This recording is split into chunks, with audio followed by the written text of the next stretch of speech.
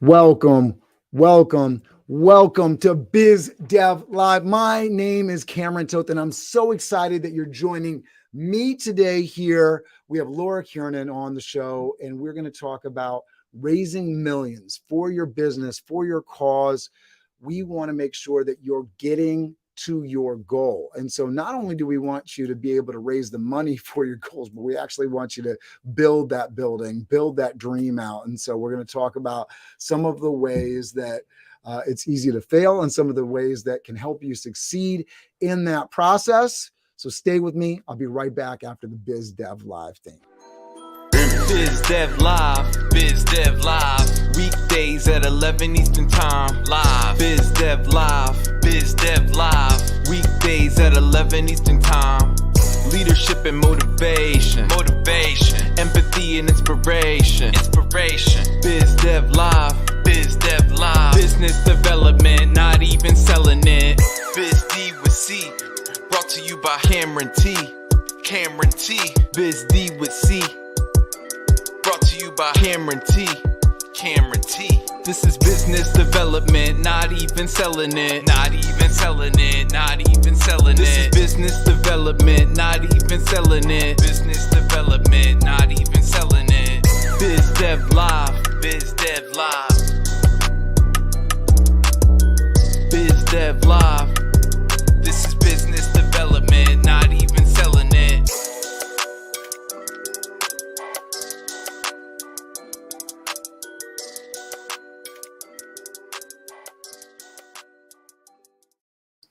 All right, let me get Laura on the screen here. Combining her passion for business, entrepreneurialism, and conscious capitalism, Laura Kiernan created Raising Millions, the go-to community for early-stage underrepresented founders seeking to scale, fundraise, and grow their businesses through financial education. Laura Kiernan brings 30 plus years of experience building, leading, and implementing investor relations and corporate strategies for Fortune 500 and Russell 2000 companies, private companies, and boards to optimize valuations through board and C-suite advisory, communication, targeting financial media, valuation analysis and strategy, investor story development, short surveillance, and capital raising. Laura's helped corporations raise over $5 billion, and the companies she has worked with have increased by over $10 billion in value while she was working with them. Laura has worked with 4 billionaire founder owners, including the owners of Revlon, Harry Winston, WWE, and Ubiquiti, helping them increase the values of their companies. Please welcome to the show the killing it, crushing it, capital fundraising star herself, Laura Kiernan. Thank you so much for being with me. Thank you so much. I really appreciate you having me on the show. And I loved that opening song. Oh, thank you. The Biz Dev Live theme is a favorite. Thank you for that. I appreciate that. So tell me, I mean, I mentioned it, talking about, investor story development, the analysis, the strategy, but how are you currently, somebody reaches out to you, how are you helping them? So we specialize in taking founders along their capital markets journey. So what that means is we essentially help them get capital raising ready by packaging their story and then presenting their story to the right audience. And through that process, they're able to raise the capital that they need. Love it. All right. So talk to me a little bit about what you were thinking about when you were younger, right? What did little Laura want to do?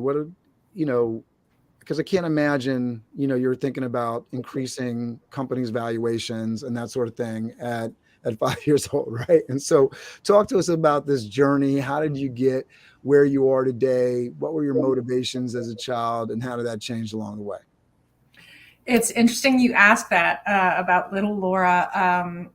I would say when I was 5, it was interesting because I was playing piano. I was a competitive swimmer. But I also was going to church with a neighbor, and faith has always been a big part of my life. And it's always been in the background, but to some degree it's guided me. It's been a little bit of my North Star and how I like to treat people.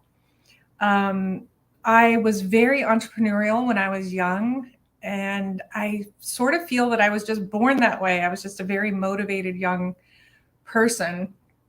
having grown up in a household with 5 other children, I was the oldest girl, and there was a lot of responsibility placed on my head.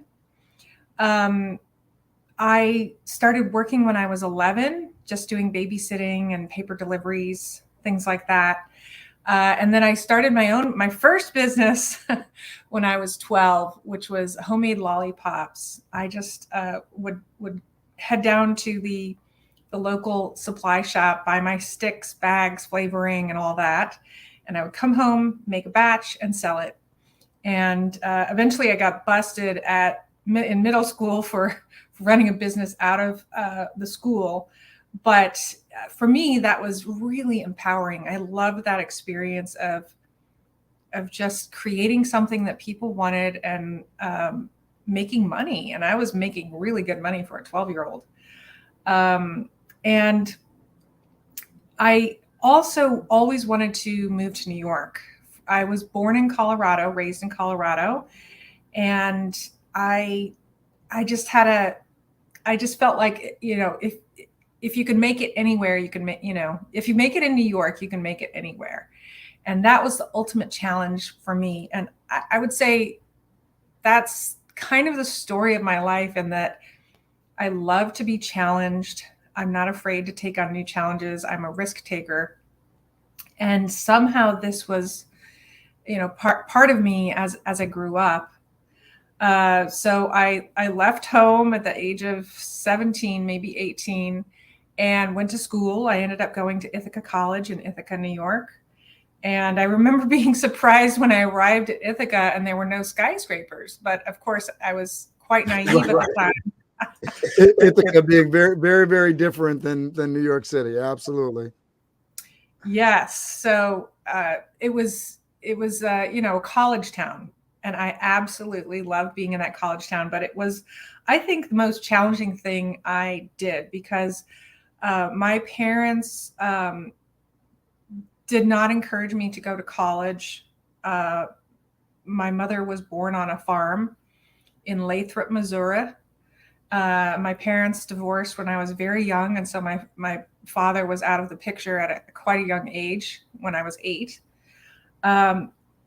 So it was really just the 6 of us and our mom. And I was inspired by my mother because she was such a hard worker, but she didn't have the education or the experience that allowed her to earn, a significant paycheck. And so we didn't always know where our next meal was going to come from, or if the house was going to be taken away, or if we were going to have heat.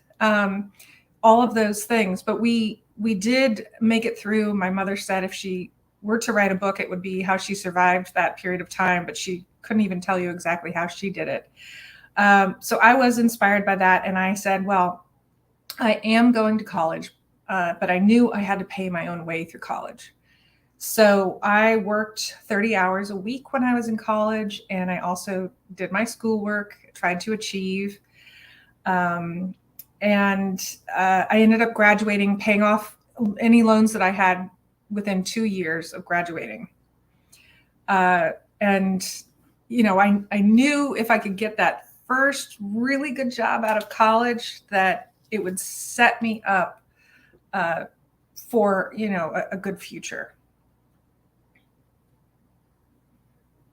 Love that. And we got some New Yorkers checking in. So from some folks familiar with college towns like Sierra and Albany. And then we got Larry checking in from Brooklyn, New York. So we appreciate you for getting in there. If you're watching, let us know where you're tuning in from. Let us know what you're trying to build capital from. Sierra, I've lived in the Bronx. I grew up in New York City. So I'm definitely familiar with the skyscrapers. I was on a cruise around the city with my 11-year-old for his 5th grade cruise. So we've done number 3 for our children. I have 4 children with my wife, Teresa. And so we were on cruise number 3.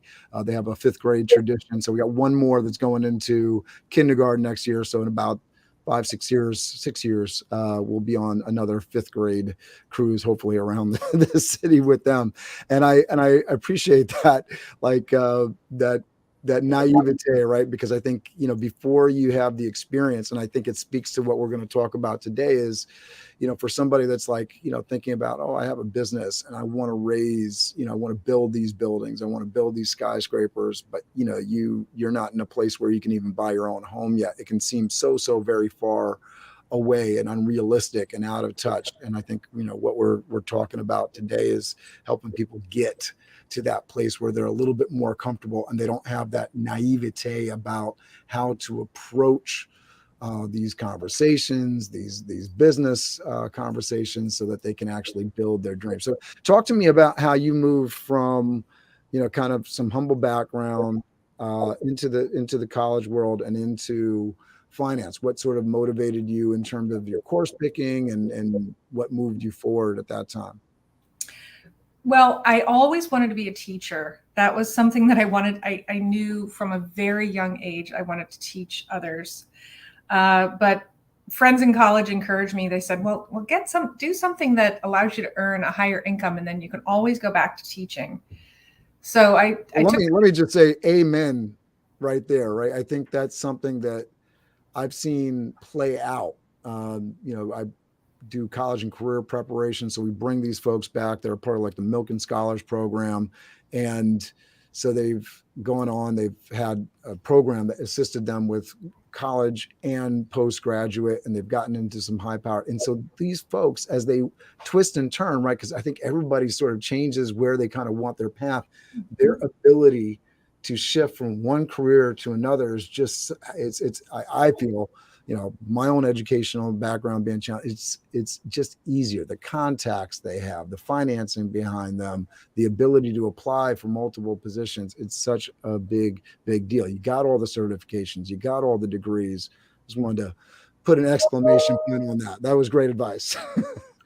Yeah. So, and I'm a lifelong learner. Like, I've never stopped going to school, really. I'm always trying to learn something new, which I can then share with others. So I ended up going into accounting and finance because I said, well, what am I good at? I'm good at math. Let me try accounting and finance. And that pays well. That should pay well. So I did. I got a really good job out of college. I started out in corporate auditing, and I learned all about fraud auditing, which was fascinating.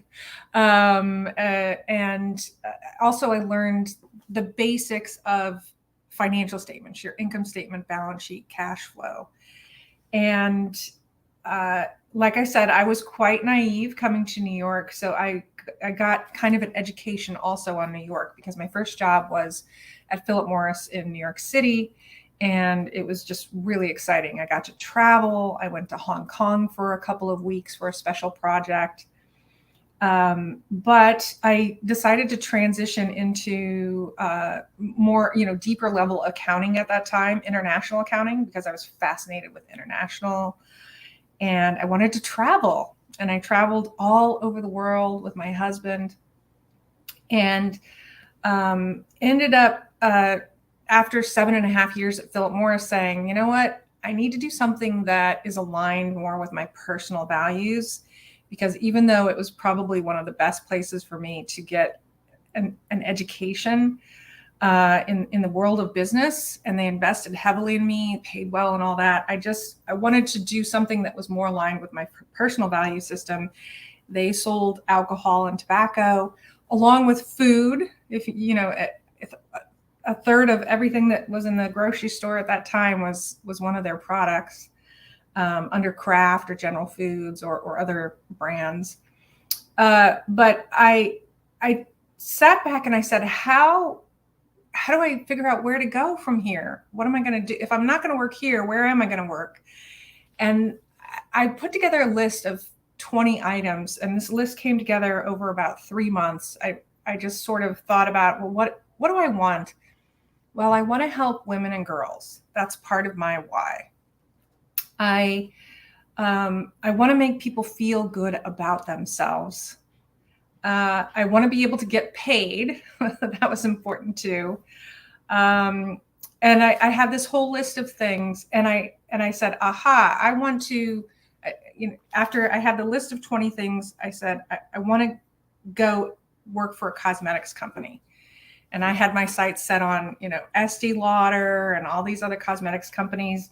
When I called the headhunter and I said, I want to work for a cosmetics company in their treasury department, he said, I have the job for you. Literally that day, he said, I have the job for you. It's at Revlon. And I said, I love Revlon products, but I know that their financials are a bit shaky.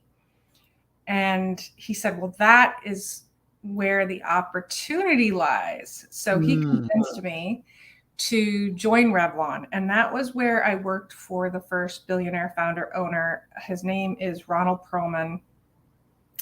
And he's very well known in Manhattan, maybe not as much outside of New York, but that also was an education. And I went from being a little fish in a big pond, a company that had 135,000 employees or something like that, to a big fish in a little pond. And I became very, very important in my role.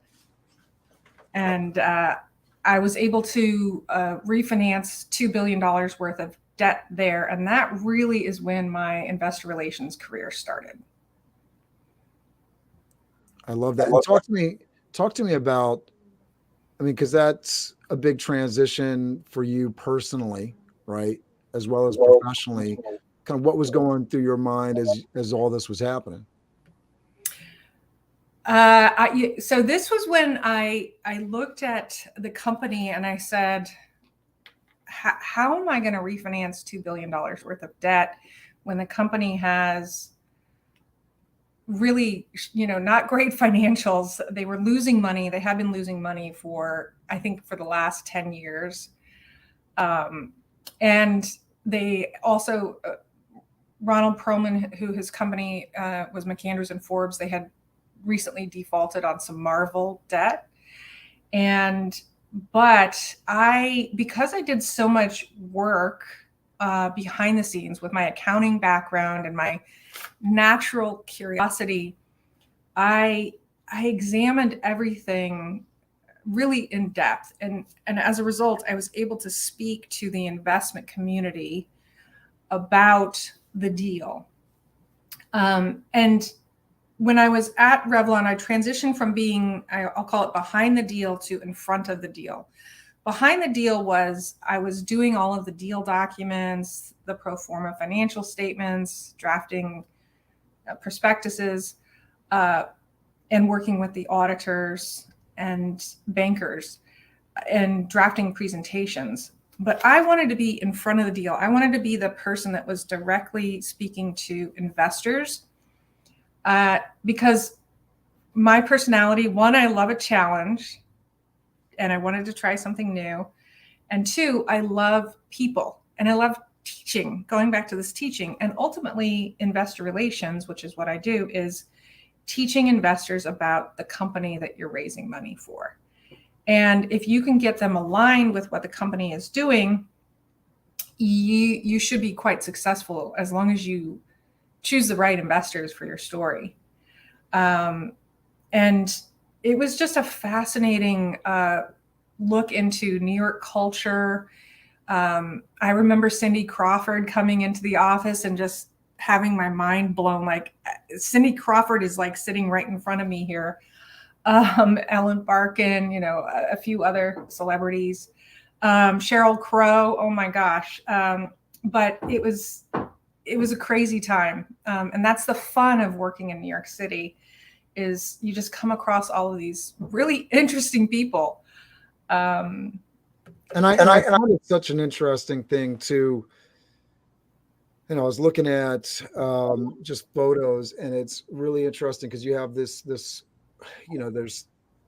riches, there's wealth, there's fame. And so you get that mixing of it, whether you're talking about LA or New York City, right? There's that mixing pot of it. And, you can be a politician on the stage with world leaders, or you can be, very wealthy on the stage with world leaders, or you can be, enormously famous and on the stage with, there's a few roots to this. And then, there's cross-pollination between these groups. And so how do you get to that stage if you want to be there? And there's some winding roads, and that's kind of what we're talking about today. And you found your way.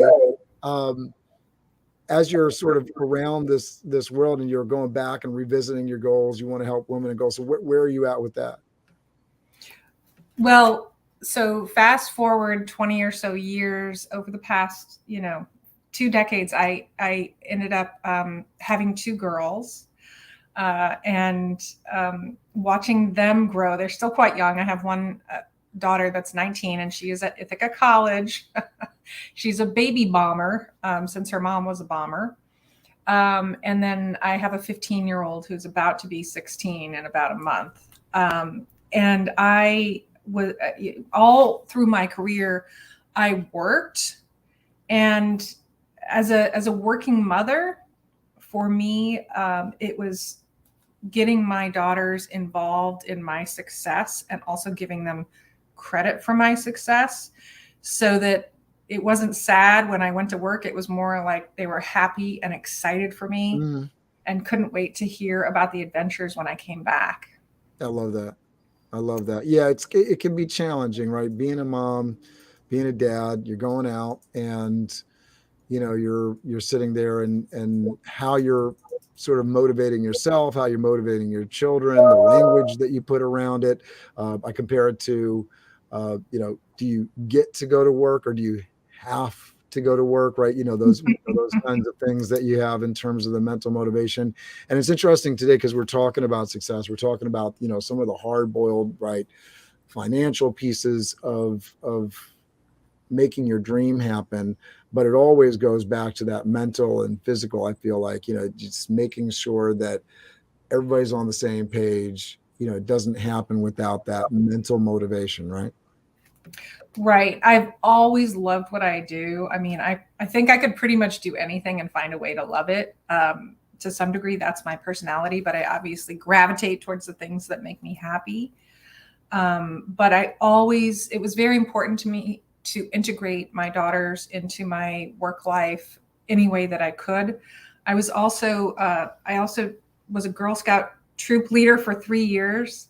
I did that during middle school, which I came to find out is the most challenging time you could ever choose to run a Girl Scout troop. We had 4 different troops coming together, and it was like the different factions, and just trying to get the 4 to come and be one was really, oh my gosh.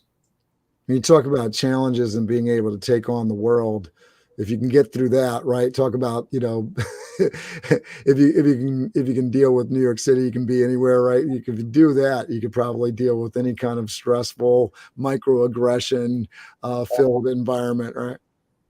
Yeah, we had an interesting experience where we took the girls camping, and it was maybe the 4th time we had gone camping, and the girls were able to choose the activities that they wanted to do, and we had earned the money to go. And they said they wanted to do archery, and one of the girls brought her own archery equipment and got mad at the other girls at midnight one night and threatened to shoot them with her bow and arrow. And it was just like, oh my God. Oh my God. My husband said, you have to know, you have to tell them, no weapons, they're not allowed to use them. It never even occurred to me. My gosh, we're Girl Scouts, we're going camping. But one girl I was going to say that's I've been involved with the Boy Scouts for several years, and that's a little bit more intense, I think, than we've gotten. And we have had that day where they were literally working with axes and working with chopping down trees. That's a little bit further gone than I think I've seen. So, wow. Yeah. So I learned a leadership lesson from that. Make sure you don't assume anything. You really have to, make sure people understand their roles and responsibilities. You're building an organization, and I know I committed some of those kind of naive mistakes as I was building my company.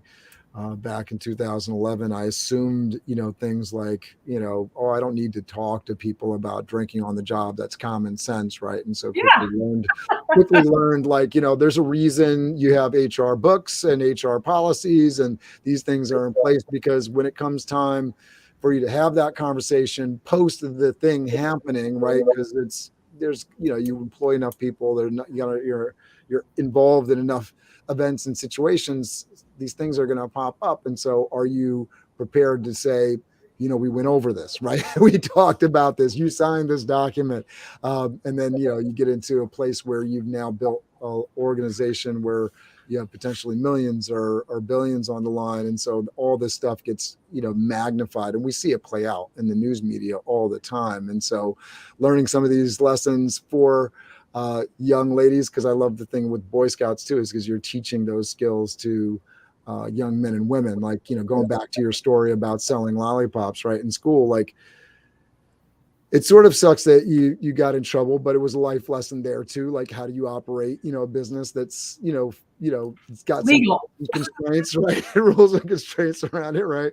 But also, it's a shame that, the opportunity wasn't sanctioned so that you could learn some of the larger entrepreneurship and business lessons early on. I'm always really impressed when somebody comes on this show and talks about their entrepreneurship program in high school. And I'm like, what is that? Like, that's amazing, because I think that's something that's a truly useful skill, whether you choose to be an entrepreneur or not, whether you go work for a company. I mean, the idea that you have a personal brand, that you understand the business model around whatever aspect of business that you're doing, that's a huge deal.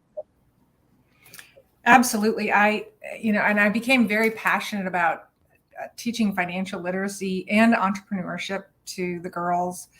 We came up with the idea to go to Costa Rica, and we ended up selling 8,000 boxes of Girl Scout cookies to make that trip happen. And let me tell you, it was hard. It was hard work. But the one thing that surprised me was I spoke to a friend of mine at work, and I said, hey, we sold 8,000 boxes of cookies and made, I don't know, 20 something $1,000, whatever it was. And he said, oh, well, we raised $100,000 last year. And I just said, oh my gosh, what are the Boy Scouts doing that is different than what we're doing at the Girl Scouts?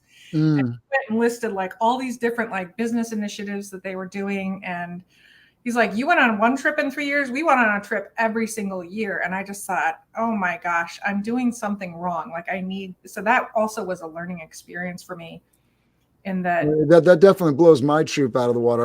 We gotta connect afterwards and get our Boy Scout leaders talking together. That's amazing. So that's not typical of the Boy Scout. I'd say we've been on, some certain trips. Obviously, the pandemic has put a little bit of a damper on some of the trip taking over the last years. But the last big trip they did, which these events are just great because, I mean, you talk about, just really preparing people for the challenges that life has to offer and coming together and working with people, even in challenging situations that, and I think this is like the true meaning of, building relationships. You have situations where things are uncomfortable, but you still have to work together as a team to get through them. And so they went on this large hiking expedition, and they're going through the mountains, and I'm trying to remember the name of the state, but they have a Boy Scout reserve out west. And so they're going through this thing, and they have stations along the way. And they were talking about some of these stories, of them being on this trip. They're in the absolute rain, they're soaked, they're thinking, the thoughts are like, we're going to die, like all this kind of stuff. Obviously, they didn't lose anybody, but the lessons there that they learned, and by the time they're over, it was miserable at some points during the hike, but they're all happier for have gone through the experience. And so you can see these young men taking that forward, just as I imagine the young ladies at Costa Rica taking those life lessons with them forward.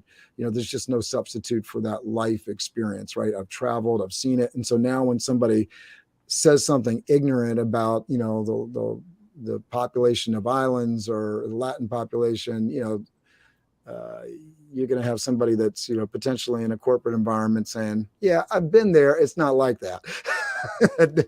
let's change this topic of conversation over to something that's a little bit more realistic. And I love that these organizations do that, and that you're getting some sense of the business piece of it.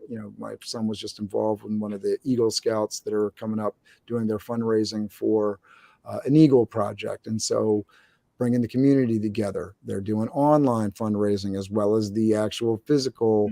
And it's not about the car washes, right? It's $8, but everybody's coming in and donating more because of what the project is about, what the goal is about, which I think is amazing.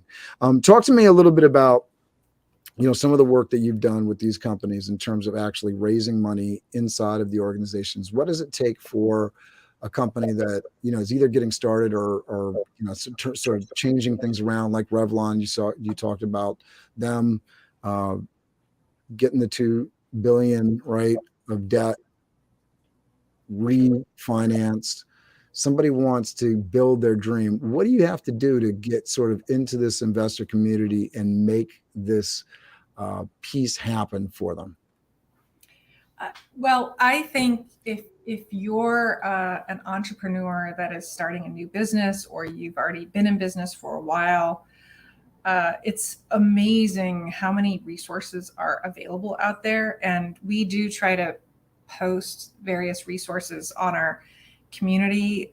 If you go to raisingmillions.com and click on join the community for free, we post a lot of resources there.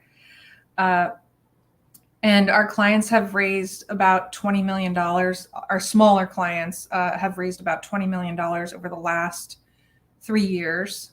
And I would call it not traditional. Most of it's not traditional. Some of it's venture capital, yes. But there are so many opportunities out there for people. From the Small Business Administration, they have a ton of opportunities. To QuickBooks Capital, if you have your business, make sure that your books and records are up to snuff. This is, I think, the biggest pain point that I have found is, people having good books and records. If you have good books and records, it doesn't matter if you make $50,000, $100,000, $1 million a year in your business, you will have access to financing. But you really have to have your books and records up to date. And we have seen also, I think, the investing community coming together to actively allocate funds, maybe not more fairly, that's not necessarily the right word, but in a way that doesn't require you to have gone to Stanford or some university like that to access this type of capital. I often recommend also, there are a lot of debt opportunities. You don't necessarily need equity. And debt, there are also low cost debt opportunities that you can go after. But definitely get your books and records in order. It's worth it to hire an accountant. Even I have an accountant, I'm a CPA, and that will help you level up your business. And I think that's an important point. And talk to me, because I've definitely, that's definitely been the point in my business where I've struggled the most. I talk about entrepreneurship, and my goals weren't incredibly lofty when I started the business, not with Toth Event Staffing. Now I've started developing, some things. I started Biz Dev Live so that, I can sort of start down a different path. It's for a different segment, more in line with kind of what I'm excited about in terms of helping people with accessing education, accessing mentorship, those opportunities to connect with somebody like yourself, get the kind of insights that they need in order to take their career, their business to the next level, right? And so with Toth Event Staffing, I'm great at hospitality, but when it comes to finance, like so many folks that, get into the restaurant business or into lots of different other kinds of businesses, they're great at, they're great at the mechanic piece of it. And for anybody that's read the E-Myth, right, the mechanic piece of it, making the pies, right? And so you're good at that piece of it. You're good at making the whatever product that you do, maybe it's notebooks, maybe whatever it is, right? You're great at doing that mechanical piece of the business, but the actual business, the accounting, the business part of your business is such a challenge for folks. Talk to people why an accountant is such a big part of the business picture, because obviously, you talk about a company like Revlon, you talk about these huge conglomerates, they have whole accounting departments. Why is that? How can it be so hard to count the money? What's the reason behind the focus on the accounting, the money, the bean counting? Why is that important? Well, I'll answer it for big companies and for little companies. For bigger companies that are public, usually they're getting capital from the public equity markets. And we have in the United States, it's a highly regulated environment. And the SEC has very strict requirements about your books and records. And overall, I would say this is a good thing because it requires discipline. You can't you can't manage what you don't measure. So the books and records really allow you to measure what is going on, think about your future goals, and also what has happened in the past and why. And this is how you manage. And as you said, founders are the experts in whatever it is that they do. They're the experts in, running their own restaurant or quantum computing or creating a new app or SaaS, software as a service, or, whatever it is, creating their own, wireless hardware technology. But they're not the experts in accounting and finance. And so this is for very little resources, you can get people to help you with this. I use a company in New York called Dashboard New York. They've been doing my books for 3 years. And I made sure that I was all set up and compliant with payroll and payroll tax and workman's compensation and all those things. It gets quite complex. But if you pay an expert to do it, it makes it much easier. And I also hired someone to do invoicing and collections, really, because if you're not invoicing your customer on time and you're not collecting the money from your customer on time, you're going to run out of cash. And running out of cash is probably the single largest reason for failure for small businesses. Bottlenecks, right? You have this challenge of, all right, bills are due, right? And now you're chasing your tail, right? And I think the time piece of it is such a big deal, right? And so when you talk about large companies, small companies, it's the time to be able to do what you actually want to do in your business. But if you're chasing your tail on finding out when the money is due and who owes and who's got to pay, and then on the client side of it, right? Let's say you have a successful business and you're doing great work for people. They need, I compare it to being at the restaurant. You had a great meal. Everything was lovely. And now you got to chase the waiter down for a bill. And it's such a painful piece, and it leaves a bad taste in your mouth. Now I want to get out of here. I'm done. I enjoyed the service. Let me out of this. Let me pay the bill and move on. And I know for my business, you got clients that are trying to squeeze payments into their monthly report, and so they need it, on a timely manner. I've dealt with that in so many different ways, and it obviously for you yourself, if you're running your business, that cash flow ends up being important. So both ways, you get it coming and going, and so it can be a real problem if you're successful and you have a lot of going out. It can be the most challenging thing in your business because now there's this demand to actually get all the paperwork aspects of it doing. And so having a good system in place, right? Having the accountants doing that is such a big deal. And then I think about businesses like Tesla that, they have a product. And so they've relied so heavily, not so much, obviously the consumer spending, but government incentives and, all these different things that require you to have the lawyer side of it and the financial side of it in such a different way than probably what most people are used to. But those are the keys to innovating.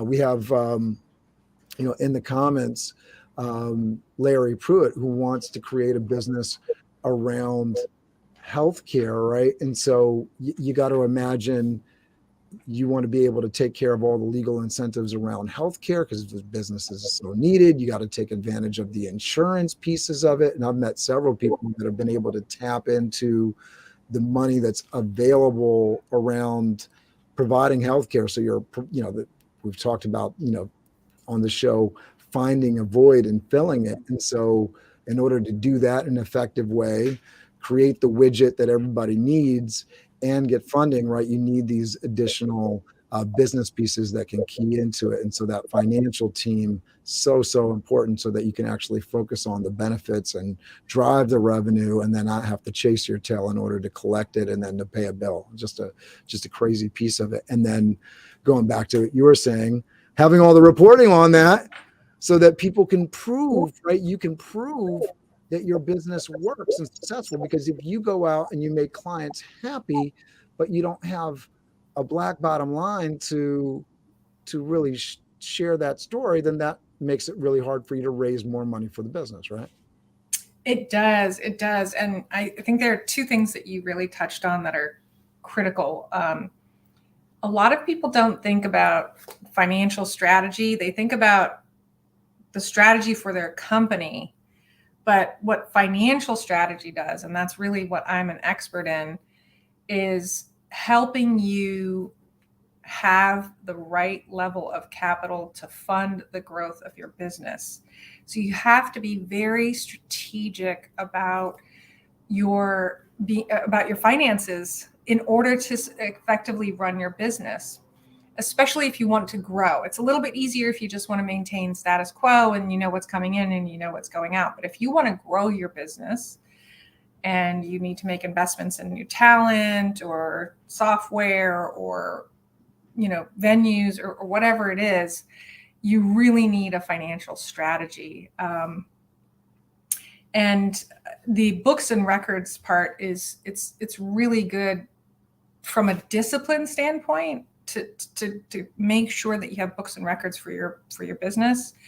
And I would suggest, I know a lot of you won't like this, but spending, even if it's 15 minutes or a half hour a day, every morning I come in, I refresh my Quicken. It's like I feel like I'm pulling the slot machine and seeing, what numbers are going to pop up today, who's paid me, who hasn't paid me.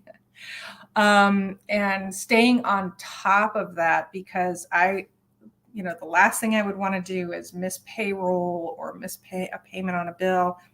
And then also from a client standpoint, I say train them, don't let them train you. You have to train them to pay you on time.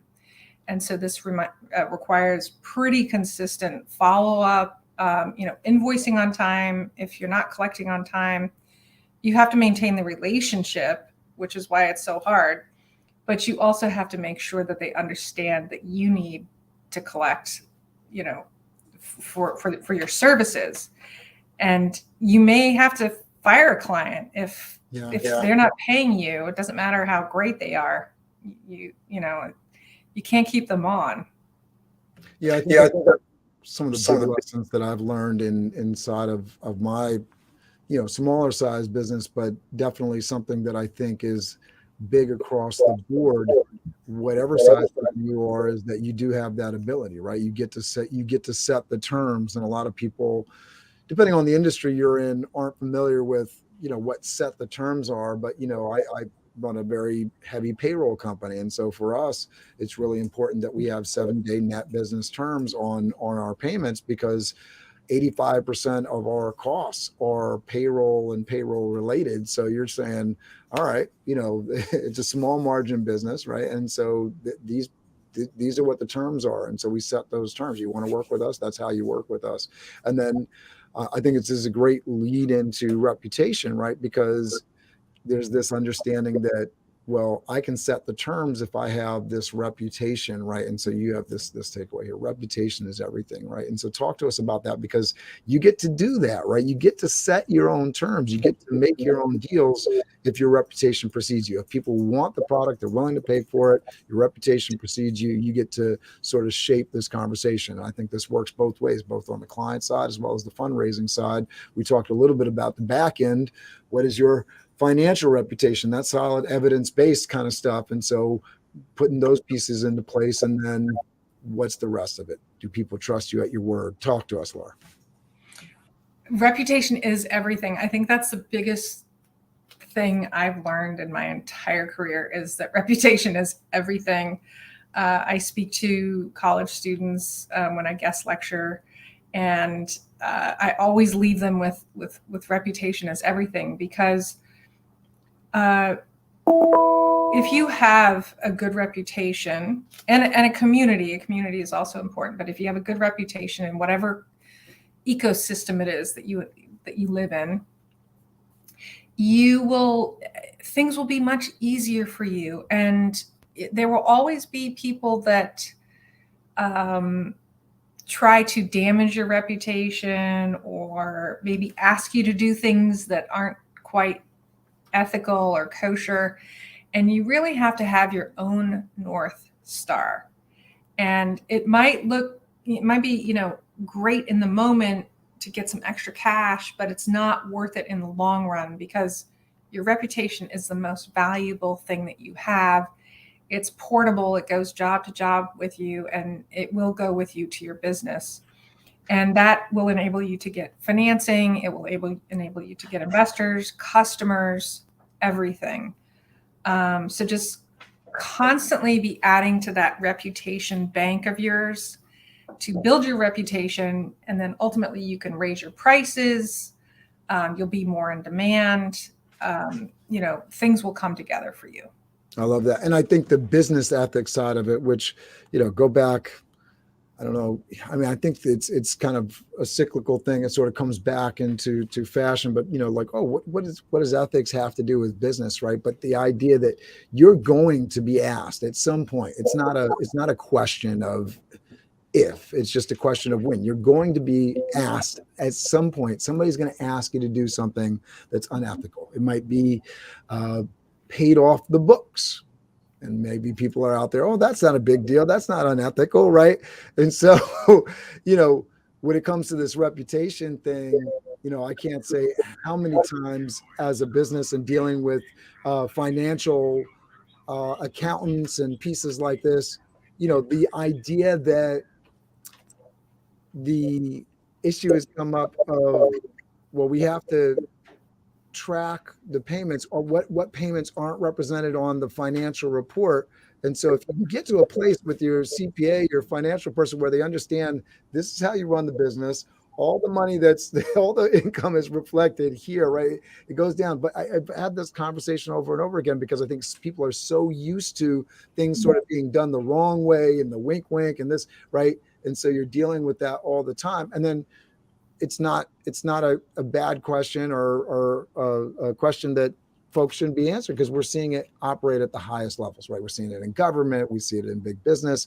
We see people plan. I think there's a story in the news today about who's the person that's saying that they took a $3 million payment. And so you're seeing these news stories, right? People are doing these things that don't literally line up with what people are thinking is actually right and fair. And so now they got to explain themselves. And, if it doesn't make sense, well, there goes the reputation, right? Right. I mean, everybody loves a comeback, like Bill Clinton, for example. But you don't want to have to, worry about a comeback. You want to maintain that pristine reputation as long as you can. And even if your reputation isn't great now, you can evolve. You can evolve, and if you make that a priority of yours, you can definitely improve your reputation. And that includes with banks and yeah, everybody loves a comeback story. Absolutely. All right, let's move in. Let's move into the next takeaway here. Understanding your why, and I think this helps on the ethical side of things too, right? Because if you understand why you're doing things, it allows you to see things through a better filter. I know I've been asked to do things in lots of different ways in the business, and it's been fairly easy most of the time for me to just sort of shut it down. Like, this is the reason I do things. This is why I do it, and being able to explain that to the person that's asking for the request. This is why we do things. It works that way. But also for myself, in terms of getting up in the morning, right? Understanding this is why I'm getting up in the morning. This is why I'm dealing with some of the frustrations that I'm dealing with. This is my why. Yeah, I mean, your why is what's going to motivate you and engage you. I heard a statistic yesterday that only 34% of employees in America are fully engaged for their employers in what they do. And so that means 2/3 of people are not engaged. And what that tells me is that they haven't aligned their why, that what drives them with what they're doing. So I think it's very important that in order for you to be happy and productive and really make a difference, you need to feel like you are contributing to your why. I give an example of one of my college friends who her first job out of college was putting pretzels in a box.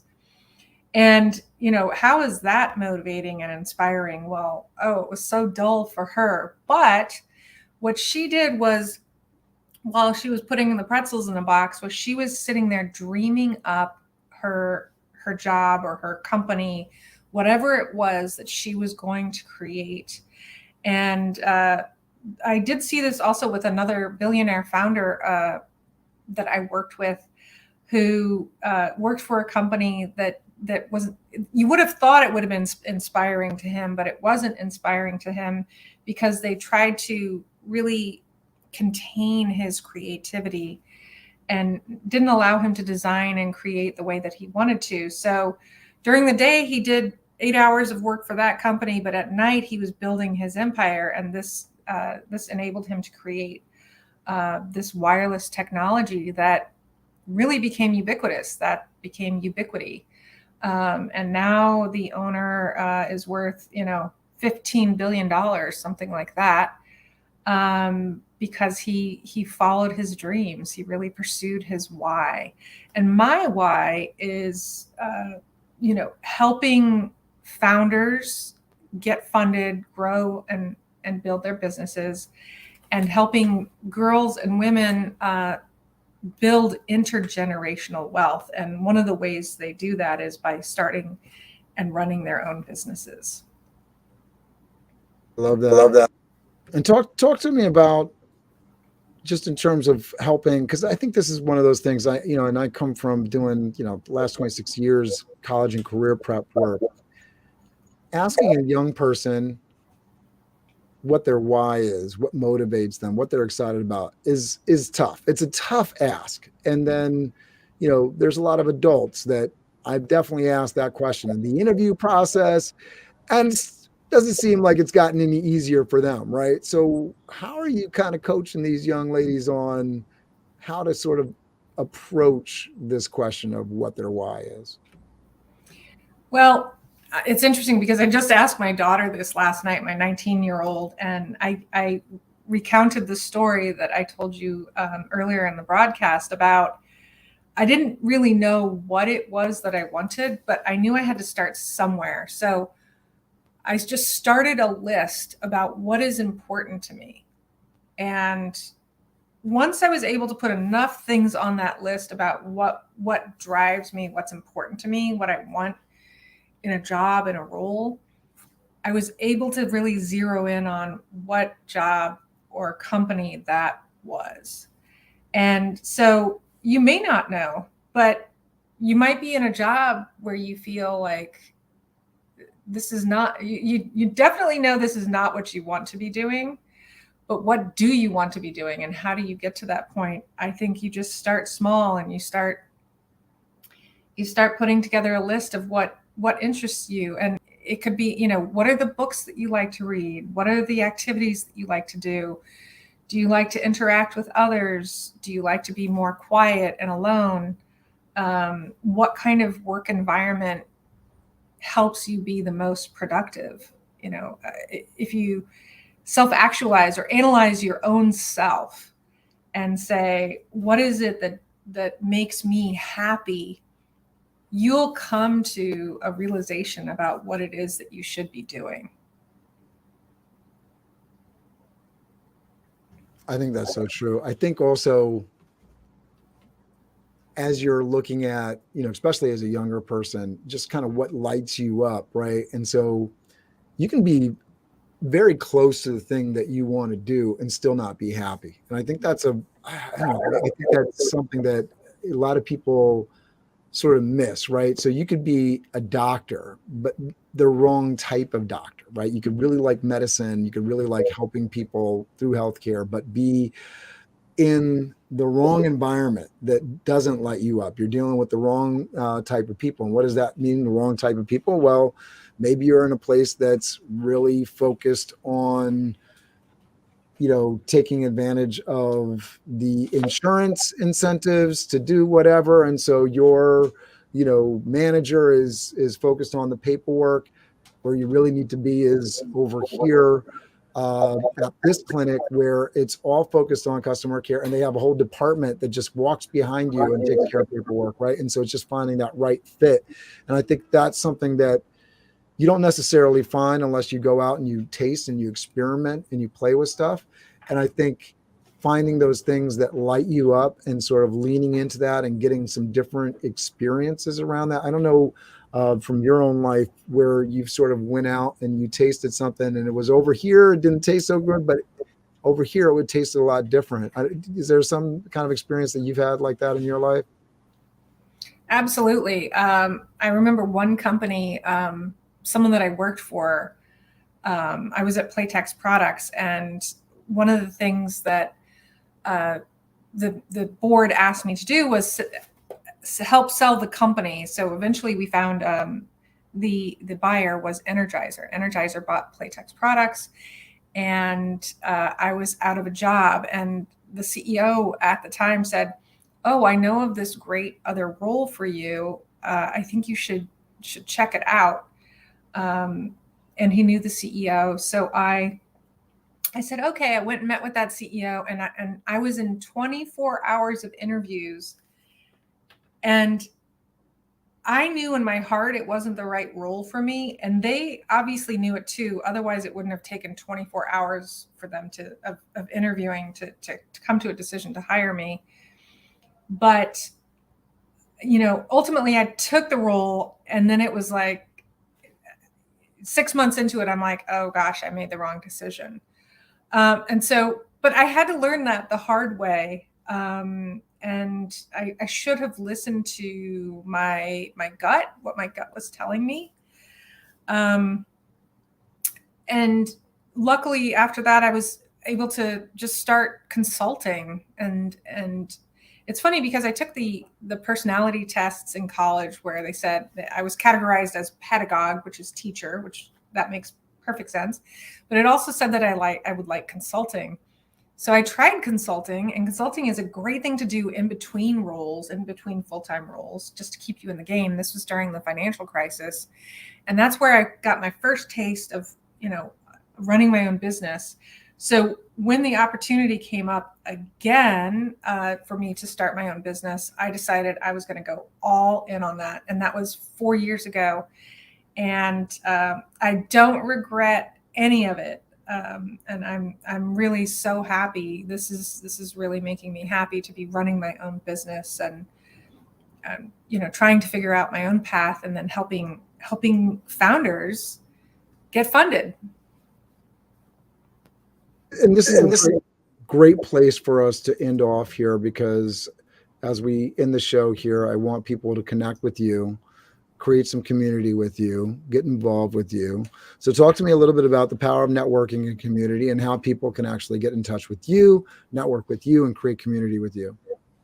So definitely feel free to join our community at raisingmillions.com. And you can reach me directly through that platform. You can direct message me. You can also email me at lkiernan@htir.net. That's my direct email. And I'm always happy to speak to founders. Just even if you have a quick question or you want to get some feedback, you don't have to be a client. You can just give me a call. There's a book I recently read called I think it's called Outliers by Malcolm Gladwell. And he really talks about outliers, the people that outperform. We have all these highly motivated people, super intelligent people, but the ones that really are able to outperform are the ones that have a supportive community around them. And you need to you may not be in a supportive community right now in your current situation, but what you do need to do is look around you and find that supportive community that will be supportive to you. It can be Raising Millions, but it can be, I belong to Chief, I belong to Athena, I belong to several different organizations, Girl Scouts, like I said, where I can mentor and help people, coach people, guide people. And also at the same time, I'm constantly learning from others. But community really is the thing that will help you rise, I think. You need a community around you. Life is really hard. People make the world go round. So, leverage your community for your business, for funding, any of those things. And I do hope to be able to connect with you and speak with you. I love that. And I think it's such a big deal because sort of talking about the mental and the physical health kind of thing. And I think that plays when you have your community, right? Because it's very easy, especially the higher you rise, right? The more pressure builds and you're dealing with things within a company, it's very easy to become quickly isolated, right? You feel like you got to be the leader. So you're putting this mental front. I had another show with David Siegel, and he was talking about, making sure that as you sort of are elevating and you're becoming a leader and a larger leader and moving up in an organization where there's more hierarchy, that you still have your board of directors, whether that's the actual board of directors or your people that you bring in from you with organizations that you're a part of, whether there's networking organizations, professional organizations. I think that's such an incredible key part. Maybe it's your LinkedIn community. For all my LinkedIn community, I'm so appreciative all the input that comes in. Yolanda, always great comments in here. And I'm so glad that Sierra joined us today and Larry. And so hopefully they'll reach out to you because they got some great big goals that they want to bite into and make sure that they achieve. So thank you very much for this, Laura. I'm going to leave you with the last word here. I'll play us off with the BizDev Live theme. I threw into the chat also that you recommend The Courage to Advance, Real Life Resilience by Bonnie Hagman and Lisa Pence. So maybe you want to just leave a couple words about that and a couple last words for our audience here, and I'll play us off with the BizDev Live theme. Yes, well, thank you so much for having me. I really enjoyed it, and I hope that I was able to provide some information that was helpful to you. I do recommend The Courage to Advance by Bonnie Hagman and Lisa Pence. There's actually a chapter about me in there. There are, I think, 33 other women being that are featured in that book. But what I realized from that book is, I felt like my struggle was so hard getting to where I am, but so is everybody else's struggle. Their struggles are so hard, but people that succeed are really, they are resilient. They try really hard. And hopefully some of those stories are very inspiring to you. Thank you so much, Laura. Thank you. Everybody. BizDev Live, weekdays at 11 Eastern Time, live. BizDev Live, weekdays at 11 Eastern Time. Leadership and motivation, empathy and inspiration. BizDev Live, business development, not even selling it. BizD with C, brought to you by Cameron T. BizD with C, brought to you by Cameron T. This is business development, not even selling it. This is business development. development, not even selling it. Business development, not even selling it. Biz Dev Live, Biz Dev Live. Biz Dev Live.